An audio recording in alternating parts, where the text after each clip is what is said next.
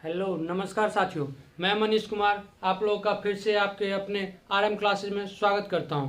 तो आज हम लोग फिर से मिल रहे हैं आधुनिक भारत के एक और महत्वपूर्ण टॉपिक जो है हमारा भारत परिषद अधिनियम या भारत सरकार अधिनियम 1919। ये अधिनियम जो बना था इसके बारे में हम लोग बात करेंगे। ये हमारे न सिर्फ इतिहास के लिए महत्वपूर्ण है बल्कि ये हमारे पॉलिटी सेक्शन का भी एक पार्ट है। तो अगर हम लोग ये करते हैं तो इससे हमारे इतिहास और पॉलिटी दोनों में हमें महत्वपूर्ण योगदान मिल जाएगा और हमारे परीक्षा में बहुत मददगार सिद्ध होगी। तो आज हम लोग देखेंगे ये भारत सरकार अधिनियम 1919 के बारे में कि ये किस लिए आया था, इसमें क्या क्या प्रावधान किए गए थे। तो आप लोग सबसे पहले इसे क्या करें, इसे अपने दोस्तों के साथ शेयर कर दें ताकि उन्हें भी अपने एग्जाम की तैयारी में इससे मदद मिल सके। तो चलिए हम लोग शुरू करते हैं आज का अपना क्लास। तो देखिए ये क्या है, भारत सरकार अधिनियम 1919। तो जब कोई नियम बनता है तो क्या होता है, सबसे पहले बिल लाया जाता है। तो ये बिल हाउस ऑफ लॉर्ड्स में लाया गया था।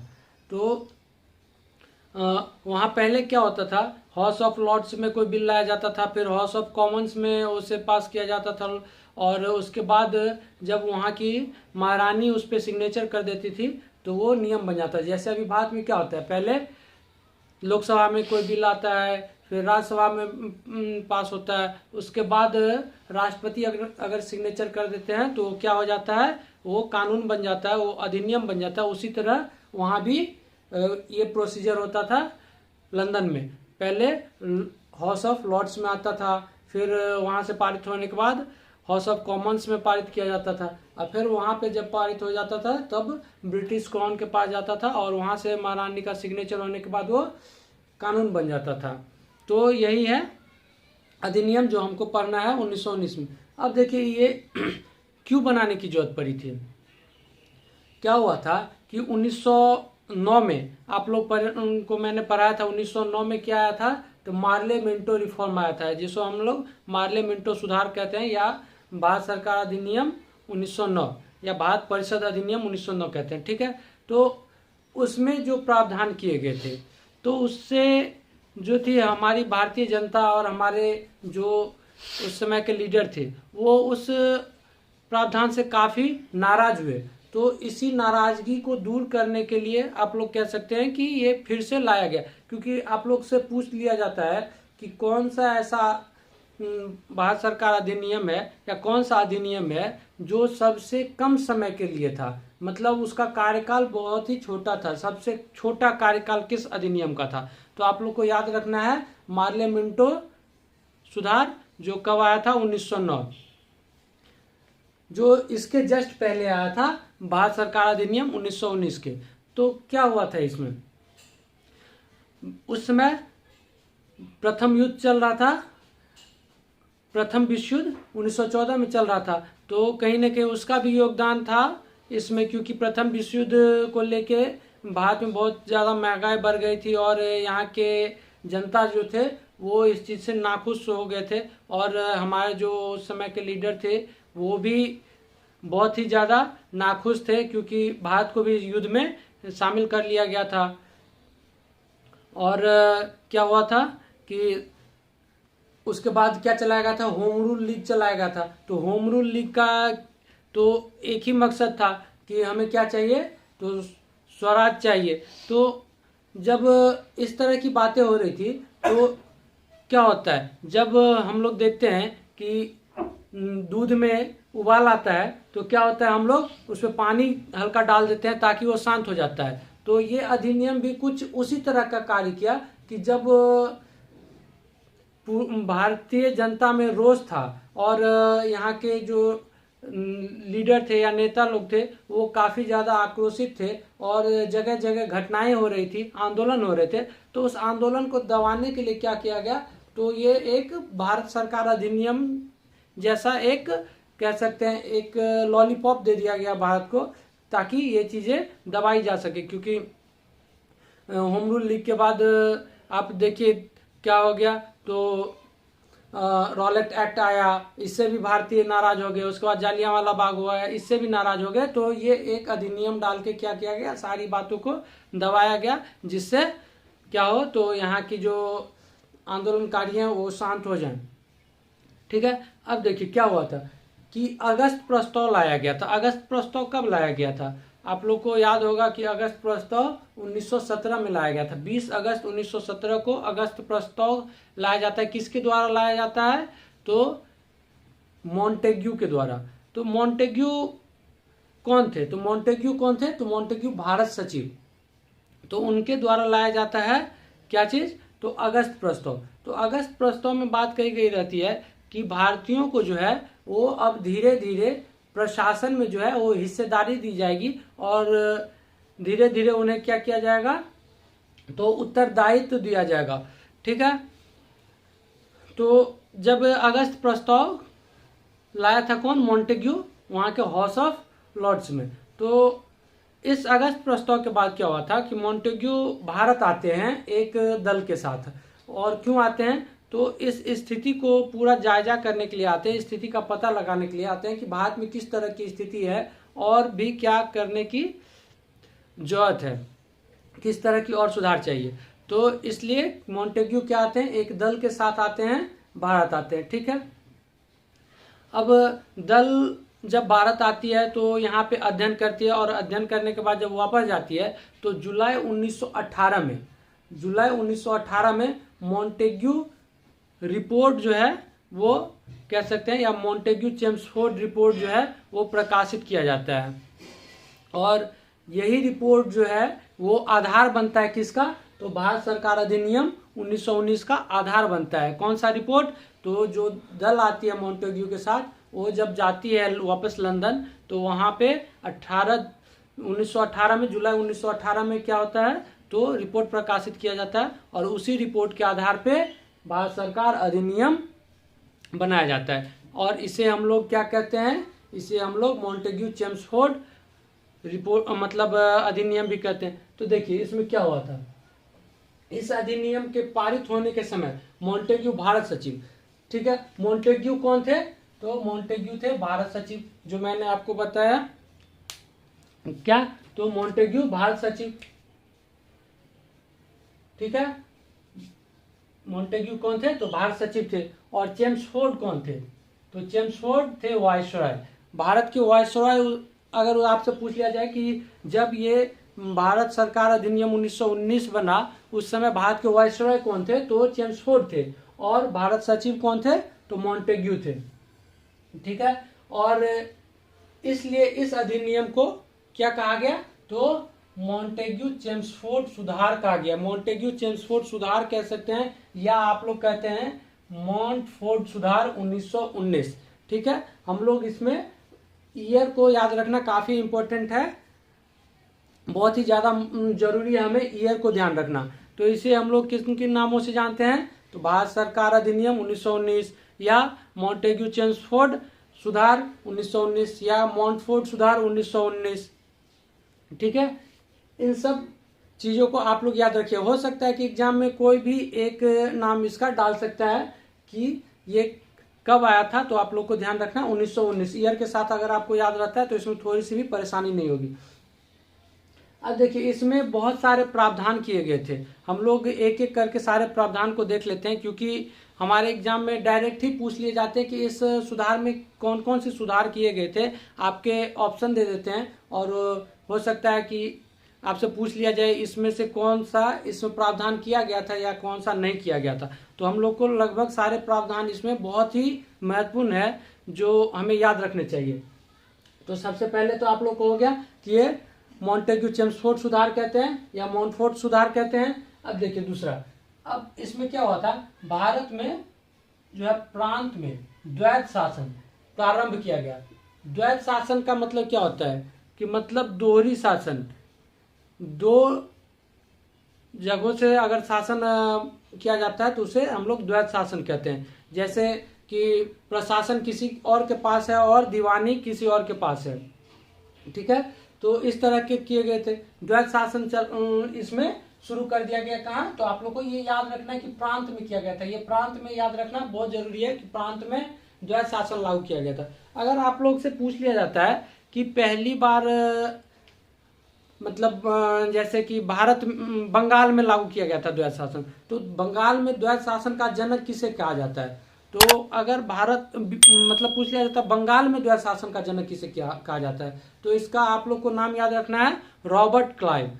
रॉबर्ट क्लाइव को बंगाल में द्वैध शासन का जनक माना जाता है। लेकिन अगर पूछ लिया जाए कि द्वैध शासन का ही जनक कौन है, मतलब पहली बार द्वैध शासन किसने चलाया, तो ये आप लोग को याद रखना है नाम लियोनिस कार्टिस। देखिए कौन थे? लियोनिस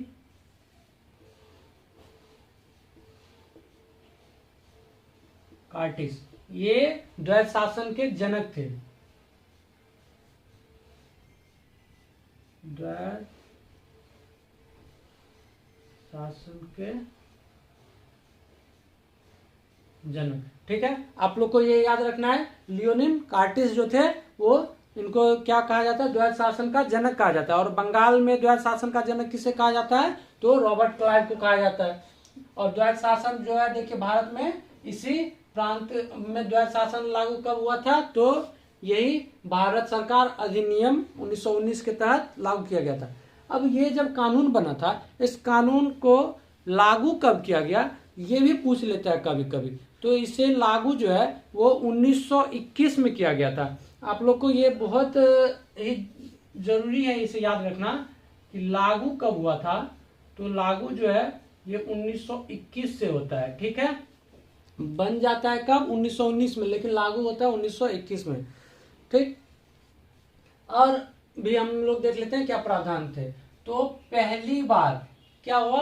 पहली बार जो है वो उत्तरदायी शासन शब्द का प्रयोग हुआ था। अब इतने दिनों से क्या था? तो स्वराज की मांग हो रही थी, तो इसीलिए इसमें क्या किया गया कि इसमें कहा गया कि अब हम लोग क्या करेंगे, धीरे धीरे भारतीयों को शासन में लाना शुरू करेंगे और उन्हें उत्तरदायी देंगे। तो इसीलिए इसमें क्या किया गया? तो उत्तरदायी शासन शब्द का पहली बार प्रयोग किया गया, ठीक है। अब अगले पॉइंट पे चलते हैं हम लोग। तो इस अधिनियम के तहत प्रांतों के, ठीक है, प्रांतों के विषय को क्या किया गया कि दो भागों में बांटा गया, दो भाग में बांट दिया गया, ठीक है। दो भाग, प्रांत में जो भी विषय थे उसे क्या किया गया? दो भाग में बांट दिया गया। एक को आरक्षित और दूसरे को हस्तांतरित विषय कहा गया। तो आप लोग को याद रखना है कि प्रांतों के विषय को कितने भाग में बांटा गया? तो दो भाग में बांटा गया। कौन कौन? तो आरक्षित और हस्तांतरित। हम लोग को कभी कभी पूछ लिया जाता है कि आरक्षित में कौन कौन से विषय आते हैं और हस्तांतरित में कौन कौन से विषय आते हैं। तो हमें बहुत जरूरी है कुछ कुछ चीजों को याद रखना। तो कुछ कुछ जैसे महत्वपूर्ण चीज है, जैसे आरक्षित में देखिए, आरक्षित विषय में कौन कौन से आते हैं? तो कानून एवं व्यवस्था, जैसे पुलिस वगैरह कह सकते हैं आप लोग, या प्रशासन कह सकते हैं। तो किस में आ जाता है? तो ये आ जाता है आपको आरक्षित में, ठीक है। वित्त, भू राजस्व, वित्त, भू राजस्व, सिंचाई, खनिज संसाधन, समाचार पत्र, ठीक है, जलमार्ग, पेंशन, बिजली, गैस। तो ये बातें आप लोग को याद रखना है कौन कौन से आ जाते हैं। तो कानून एवं प्रशासन, आप लोग इसे याद रखिएगा। कानून एवं व्यवस्था जो है इसे आप लोग प्रशासन में, पुलिस में, ये सभी आप लोग कह सकते हैं। वैसे वित्त, भू राजस्व, सिंचाई, खनिज संसाधन, समाचार पत्र और जलमार्ग, पेंशन, बिजली, गैस। तो इन सारी बातों को आपको याद रखना है कि ये किस में आते हैं? आरक्षित में आते हैं। और हस्तांतरित में कौन कौन से विषय आते हैं? तो हस्तांतरित में शिक्षा, स्वास्थ्य, स्थानीय प्रशासन। अब देखिए यहाँ पे कानून एवं व्यवस्था जो है वो आप लोग, पुलिस वगैरह इसमें आ जाती है, लेकिन स्थानीय प्रशासन जो है वो आपको किस चीज में आ जाता है? तो ये आ जाता है हस्तांतरित में। उद्योग, कृषि और निर्माण वगैरह किस में आ जाता है? ये आ जाता है आपको हस्तांतरित विषय में, ठीक है।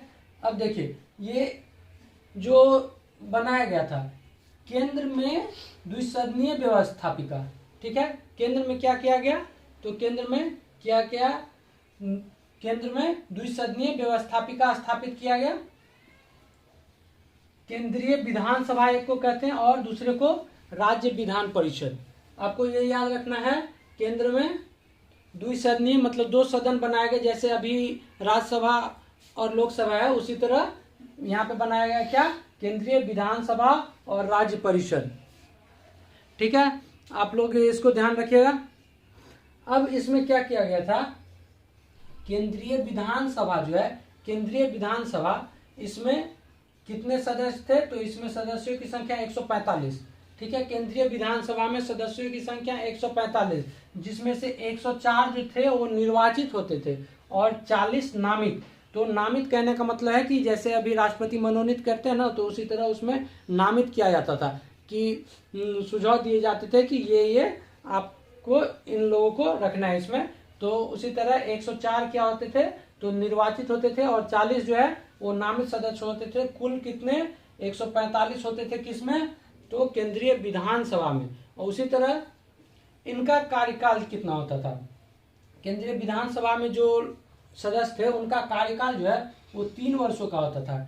ठीक है, आप लोग को याद रखना है, इनका केंद्रीय विधानसभा में जो लोग होते थे, सदस्य थे, उनका कार्यकाल 3 वर्षों का। और राज्य परिषद, दूसरा कौन था, राज्य परिषद। तो राज्य परिषद में कुल 60 सदस्य होते थे। इनकी संख्या कितनी थी, 60 थी। और जिसमें से 34 जो है, 34 जो है वो निर्वाचित होते थे। उसमें विधान परिषद, विधानसभा में कितने थे, तो विधानसभा में 104 निर्वाचित होते थे। वही राज्य परिषद में कितने, तो 34 निर्वाचित होते थे और 26 जो है वो नामित किए जाते थे।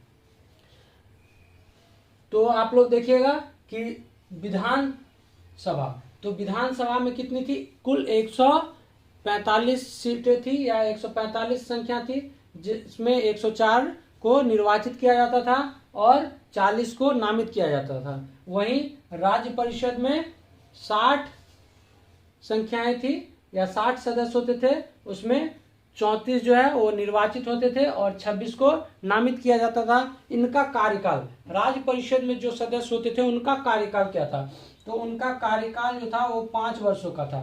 ठीक है, विधानसभा के सदस्यों का कार्यकाल कितना, तो 3 वर्ष, और राज्य परिषद का कार्यकाल कितना, तो 5 वर्ष।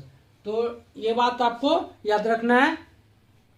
अब देखिए इसमें क्या था, तो पृथक निर्वाचन मंडल, तो हम लोगों ने पहली बार पढ़ा था कब, मार्ले-मिंटो सुधार या मार्ले-मिंटो रिफॉर्म जब पढ़ा था, तो उसमें हम लोगों ने पढ़ा था कि इसमें क्या किया गया था, तो पृथक निर्वाचन मंडल प्रदान किया गया था किसको, मुस्लिमों को। ठीक है, तो इसमें क्या किया गया, उसका विस्तार किया गया। तो 1909 में तो सिर्फ मुसलमानों को दिया गया था, लेकिन इसमें क्या किया गया, तो विस्तार किया गया। अब किन किन लोगों को दे दिया गया पृथक निर्वाचन मंडल, तो ये सिख को दिया गया, भारतीय ईसाई को दिया गया, यूरोपियन को दिया गया और एंग्लो इंडियन को दिया गया। तो आप लोग से पूछ लिया जाता है कि एंग्लो इंडियन को या सिख को या ईसाई को या यूरोपियन को किस अधिनियम के तहत जो है वो पृथक निर्वाचन मंडल प्रदान किया गया था।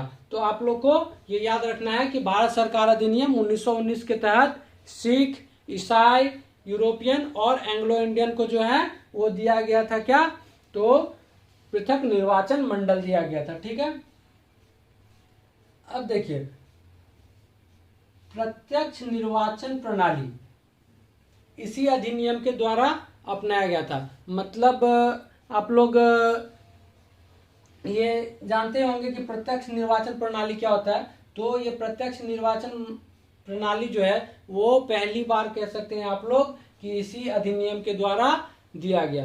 अब अगला पॉइंट क्या है कि महिलाओं को, देखिए महिला को इससे पहले जो है वो किसी भी चीज में मताधिकार मतलब मत देने का अधिकार नहीं था, लेकिन 1919 भारत सरकार अधिनियम के तहत क्या किया गया, तो महिलाओं को पहली बार जो है वो सीमित लेवल पे ही सही, लेकिन इन्हें जो है वो मताधिकार पहली बार जो है वो मताधिकार या मत देने का अधिकार जो है वो प्राप्त हुआ। और ये इसकी शुरुआत कहाँ से होती है, तो इसकी शुरुआत होती है मद्रास प्रेसिडेंसी से। सर्वप्रथम मद्रास प्रेसिडेंसी में ही ये शुरू किया गया था कि महिलाओं को मत देने का अधिकार दिया गया था। भले ही ये एक बहुत ही छोटे लेवल पर थी, सीमित लेवल पर थी, लेकिन पहली बार जो है वो इसी अधिनियम के तहत शुरू किया जाता है कि महिला को भी मत देने का अधिकार दिया गया। ठीक है, अब देखिए इस अधिनियम के द्वारा भारत, ये आप लोग को याद रखना, भारतीय उच्च आयुक्त, ये भारतीय उच्च आयुक्त का जो है वो पद बनाया जाता है। ठीक है, आप लोग से एग्जाम में डायरेक्ट ही पूछ लिया जाएगा कि भारतीय उच्च आयुक्त किस अधिनियम के तहत बनाया गया। तो भारतीय उच्च आयुक्त जो है वो इसी भारत सरकार अधिनियम के तहत भारतीय उच्च आयुक्त का पद का जो है वो सृजन किया जाता है। ठीक है, अब देखिए भारत मंत्री जो हुआ करते थे उस समय में, पहले इस अधिनियम से पहले क्या था कि भारत मंत्री वगैरह का वेतन भत्ता जो है वो भारतीय राजस्व से दिया जाता था। जबकि भारत मंत्री रहते थे लंदन में, लेकिन दिया जाता था वेतन भत्ता कहाँ से, तो भारतीय राजस्व से। लेकिन इस अधिनियम से क्या किया गया, तो उनका वेतन भत्ता जो है वो कर दिया गया कहाँ से, तो ब्रिटिश राजस्व से। ब्रिटिश राजस्व से इस अधिनियम के बाद उनका वेतन भत्ता ब्रिटिश राजस्व से दिया जाने लगा। ठीक है, अब जो बहुत ही महत्वपूर्ण पॉइंट है वो आप लोग को लगभग बहुत बार पूछा भी गया है, पूछ लिया जाता है कि किस अधिनियम के द्वारा लोक सेवा आयोग का गठन किया गया था। तो लोक सेवा आयोग का गठन भी इसी अधिनियम के आधार पर किया जाता है, या इसी अधिनियम के द्वारा किया जाता है। कौन सा, भारत सरकार अधिनियम या मॉन्टेग्यू चेम्सफोर्ड सुधार के द्वारा क्या किया जाता है, तो लोक सेवा आयोग का गठन किया जाता है, लोक सेवा आयोग का गठन। ठीक है, और जब इसका प्रावधान इसमें किया जाता है कि लोक सेवा आयोग का गठन किया जाएगा, तो कब किया जाता है ये भी हम लोग से पूछ लिया जाता है कि लोक सेवा आयोग का गठन कब होता है। ये तो पूछ लिया गया कि किस अधिनियम के द्वारा हुआ, तो अधिनियम तो भारत सरकार अधिनियम 1919 हो जाएगा, लेकिन कब किया जाता है और किस कमीशन के सिफारिश पे किया जाता है, तो इसमें था एक ली कमीशन। ठीक है, आप लोग को ये याद रखना है कि ली कमीशन के सिफारिश पे लोक सेवा आयोग का गठन होता है। ये बहुत ही महत्वपूर्ण पॉइंट है, आप लोग को बहुत ही ज़्यादा जरूरत है इसको याद रखना कि किस कमीशन के सिफारिश पे किया गया था, तो ली कमीशन के सिफारिश पे किया जाता है। और कब किया जाता है, तो 1 अक्टूबर 1926। 1 अक्टूबर 1926 को क्या किया जाता है, 1 अक्टूबर 1926 को लोक सेवा आयोग को स्थापित किया जाता है। ठीक है, तो इस अधिनियम के द्वारा क्या किया गया, तो एक तो लोक सेवा आयोग के गठन का प्रावधान किया गया, किस कमीशन के द्वारा सिफारिश की जाती है, तो ली कमीशन के द्वारा सिफारिश किया जाता है। और कब इसका स्थापना होता है या कब इसे स्थापित किया जाता है लोक सेवा आयोग को, तो इसे 1 अक्टूबर 1926 को स्थापित किया जाता है। तो यह बात आपको याद रखना है। अब क्या हुआ था कि ये जो अधिनियम बना था, तो इसमें एक और प्रावधान था कि 10 वर्षों के बाद इस अधिनियम की समीक्षा के लिए एक कमेटी का गठन किया जाएगा जो इस अधिनियम की समीक्षा करेगी। ठीक है, तो इस अधिनियम की समीक्षा के लिए एक कमेटी जो बनाई गई, उस कमेटी का नाम क्या था, तो उस कमेटी का नाम था साइमन कमीशन। ठीक है, आप लोग को ये याद रखना है कि साइमन कमीशन का गठन किस लिए किया जाता है, तो साइमन कमीशन का गठन किया जाता है भारत सरकार अधिनियम 1919 का समीक्षा करने के लिए कि इसमें और क्या सुधार करने की जरूरत है।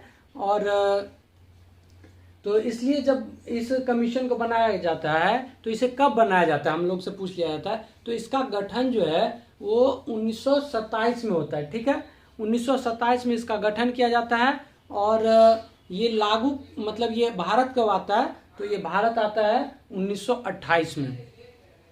ठीक है, तो हम लोग एक बार फिर से देख लेते हैं, रिवीजन कर लेते हैं फटाफट जितने सारे पॉइंट हम लोगों ने पढ़े हैं जो हमारे एग्जाम के लिए बहुत ही महत्वपूर्ण है। तो देखिए इसमें क्या था, इसे मॉन्टेग्यू और चेम्सफोर्ड, तो इसे मॉन्टेग्यू चेम्सफोर्ड सुधार कहते हैं, ठीक है, या भारत सरकार अधिनियम या मॉन्टफोर्ड सुधार कहते हैं। उस समय कौन थे, मॉन्टेग्यू जो थे भारत सचिव थे और चेम्सफोर्ड जो थे वो वायसराय थे, ठीक है।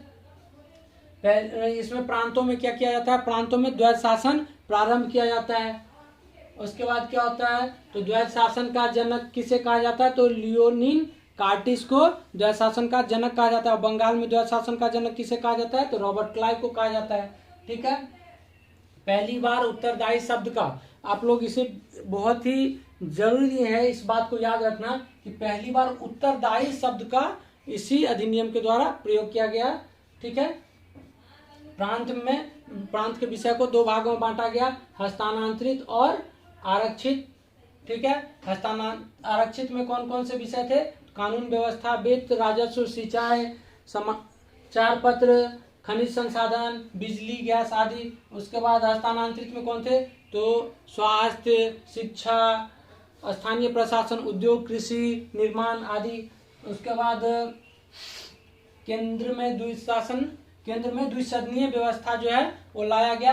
केंद्रीय विधानसभा और राज्य परिषद। केंद्रीय विधानसभा में कुल कितने सदस्य, तो इस केंद्रीय विधानसभा में कुल 145 सदस्य और राज्य विधानसभा में कुल 60 सदस्य। इसमें केंद्रीय विधानसभा में निर्वाचित सदस्य 104 और नामित 40, जबकि राज्य परिषद में कितने, कुल 60 थे, जिसमें 34 जो है वो निर्वाचित और 26 जो है वो नामित, ठीक है। अब केंद्रीय विधानसभा के जो सदस्य थे उनका कार्यकाल 3 वर्षों का और राज्य परिषद के सदस्यों का कार्यकाल 5 वर्षों का, ठीक है। इसमें पहली बार क्या किया गया, जो मार्लियामेंटो सुधार के तहत जो पृथक निर्वाचन प्रणाली प्रदान किया गया था मुसलमानों को, अब इसमें क्या किया गया, तो विस्तार कर दिया गया। सिख, भारतीय, ईसाई, यूरोपियन और एंग्लो इंडियन को भी पृथक निर्वाचन प्रणाली प्रदान कर दिया गया।